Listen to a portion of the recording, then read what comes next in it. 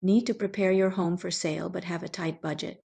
Here are 5 budget-friendly tips on this topic. Number 1, declutter and depersonalize. You want your potential buyers to be able to envision themselves living in the home that you are selling, and the best way to do that is to remove all of your personal items and just leave the necessities. Number 2, clean and organize. You can do it yourself or with the help of your family members. 3, make repairs. Fix any broken items and patch up holes in the walls. A fresh coat of paint goes a long way in making your home look new and inviting. 4, stage your home. You don't have to spend a lot of money staging your home, but you do want to make sure that it's clean and clutter-free. Potential buyers will be able to walk through your home and see themselves living there if it is staged properly. And 5, take care of your lawn. The exterior of your home is the first impression that potential buyers will have.